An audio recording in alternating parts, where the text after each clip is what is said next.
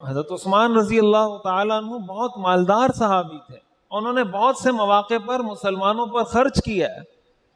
حضرت عبد الرحمن بن عوف رضی اللہ تعالیٰ عنہ بہت مالدار صحابی تھے، اور بہت غریب اور فقیر صحابہ بھی آپ کو ملیں گے۔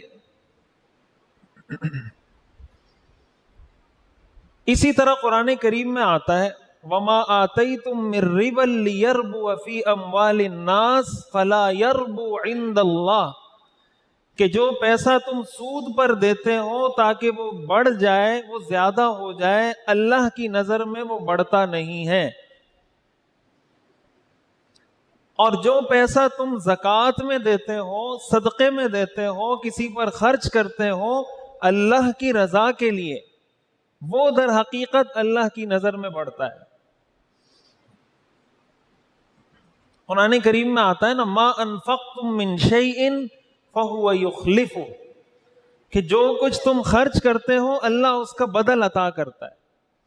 ما انفقتم من شیء فہو یخلفہ، وہ اس کے پیچھے اس کا نعم البدل آپ کو عطا کر دیتا ہے۔ یہ وہ تصور ہے اسلام کا۔ ہمارے ہاں ایک تو مٹیریلسٹک لائف ہے، ہماری مادیت جس کو کہا جاتا ہے، جسم ہے، نظر آنے والی چیزیں ہیں، جن چیزوں کو ہم ٹچ کر سکتے ہیں، دیکھ سکتے ہیں، اپنے 5 سینسز سے اس کو محسوس کر سکتے ہیں، وہ چیزیں جس کو مادہ کہا جاتا ہے، مٹیریل کہا جاتا ہے جس کو۔ اور ایک ہے روحانیت۔ روحانیت دوسرے الفاظ میں آپ یہ کہہ سکتے ہیں کہ کثرت اور قلت کا تعلق ہوتا ہے مادہ کے ساتھ، مادیت کے ساتھ، مٹیریل کے ساتھ، اور برکت کا تعلق ہوتا ہے روحانیت کے ساتھ۔ ہمارے ہاں تو روحانیت کا لفظ جب بولا جاتا ہے تو ہمارے ذہن میں ایک اور تصور آتا ہے، روحانی عملیات کا تصور آتا ہے۔ اسلام میں روحانیت کا یہ تصور نہیں ہے۔ اسلام میں روحانیت کا تصور یہ ہے جو میں عرض کر رہا ہوں۔ اسلام میں روحانیت کا تصور یہ ہے کہ اپنے دل کی صفائی کریں، حسد سے، بغض سے، کینے سے، نفرت سے، اپنی زبان کو پاک کریں غیبت سے، چغلی سے، جھوٹ سے، جھوٹی قسموں سے، کسی پر تہمت لگانے سے۔ یہ روحانیت ہے، اس کو روحانیت کہا جاتا ہے، اور اسی کو تصوف کہا جاتا ہے، اسی کو صوفیزم کہا جاتا ہے حقیقی معنوں میں۔ پھر آپ کوئی ٹائٹل لگا کر کچھ بھی کہنا شروع کر دیں، کچھ بھی کرنا شروع کر دیں، تو آپ کے وہ کام کرنے سے یہ نہیں ہو سکتا کہ آپ کہیں کہ بھائی یہ ٹائٹل ہی غلط ہے۔ ٹائٹل ٹھیک تھا، کام آپ نے اس کے انڈر غلط شروع کر دیا۔ ٹائٹل اچھا یوز کیا، کام غلط کر رہے ہیں۔ تو ایک تو یہ بات سمجھنی چاہیے، اور ہم سب کو اللہ تعالیٰ نے اور اللہ کے رسول نے یہ حکم دیا ہے کہ ہم اللہ سے برکت کے طلبگار رہیں۔ برکت کا فائدہ کیا ہوتا ہے کہ انسان کے جو مقاصد ہوتے ہیں وہ پورے ہو جاتے ہیں۔ مثال کے طور پر اولاد ہے۔ اب ایک آدمی ہے جس کے 10 بیٹے ہیں اور 10 کے 10 نافرمان ہیں، 10 کے 10 اس کو ستاتے ہیں، تنگ کرتے ہیں، پریشان کرتے ہیں۔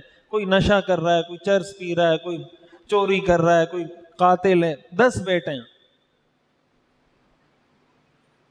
اور ایک آدمی ہے جس کے 2 بیٹے ہیں، لیکن وہ 2 بیٹے اس کی آنکھوں کی ٹھنڈک ہیں۔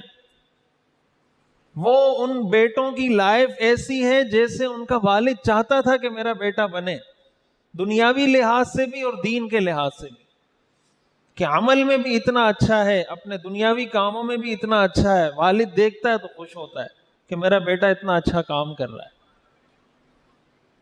تو کہتے ہیں نا کہ کبھی انسان کی اولاد ہوتی ہے لیکن کبھی کبھی کوئی بیٹا اتنا نافرمان ہوتا ہے۔ بعض لوگوں نے واقعات لکھے کہ ایک آدمی کے 4 بیٹے تھے، تو ایک بیٹا بہت زیادہ نافرمان تھا، تو اس سے کوئی پوچھتا تھا بھائی تمہارے کتنے بیٹے ہیں؟ تو وہ کہتا تھا 3 بیٹے ہیں میرے۔ کتنے بیٹے؟ 3، حالانکہ بیٹے اس کے 4 تھے. اور کبھی ایسا ہوتا ہے کہ آپ کسی کو کہتے ہیں تو وہ کہے گا آگے سے میرا تو ایک ہی بیٹا ہے، بس بیٹا تو میرا ایک ہی ہے، حالانکہ اس کے بیٹے 4-5 ہیں.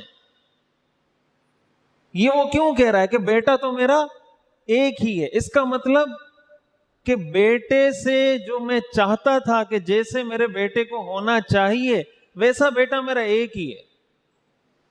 تو اگر کسی کے 4 بیٹے ہوں اور چاروں کے چاروں ایسے ہوں جو اس کی مرضی اور اللہ کی مرضی اور دین اور دنیا اور ساری چیزوں کو ساتھ لے کے اپنے والدین کی آنکھوں کی ٹھنڈک بن کے زندگی گزاریں، اور دوسرے آدمی کے 10 بیٹے ہیں اور 10 کے 10 نافرمان ہیں، ان میں سے بہتر کون ہے؟ 4 بیٹوں والا یا 10 بیٹوں والا؟ اب کوانٹیٹی میں 10 بیٹوں والا بہتر ہے. ہو سکتا ہے وہ کسی پھڈے وڈے میں لڑائی میں تو کام آ جائیں کہ لڑائی ہو گئی تو سارے جمع ہو جائیں گے. دیکھ 10 بھائی ہیں، کوئی ہاتھ نہیں لگائے گا بھائی 10 بھائی ہیں ایسا نہ ہو مسئلہ بن جائے. لیکن انسان دنیا میں پھڈے کرنے کے لیے تو نہیں آیا نا کہ انسان اسی پہ خوش ہو کہ چلو اور کچھ ہو نہ ہو پھڈے میں تو کام آئیں گے. یہ تو زندگی کا مقصد نہیں ہے نا. انسان روز پھڈے تو نہیں کرتا. وہ تو نہ چاہتے ہوئے کبھی ہو سکتا ہے 10 سال میں بھی نہ ہو سکتا ہے 5 سال میں کبھی کوئی ایک آدھ کوئی لڑائی جھگڑا ہو جائے. تو وہ تو کوئی بیوقوف ہی ہوگا کہ وہ اس کو مقصد بنا لے گا، یا اس کا پھر دنیا میں رہنے کا مقصد یہ ہوگا، تو پھر الگ بات ہے.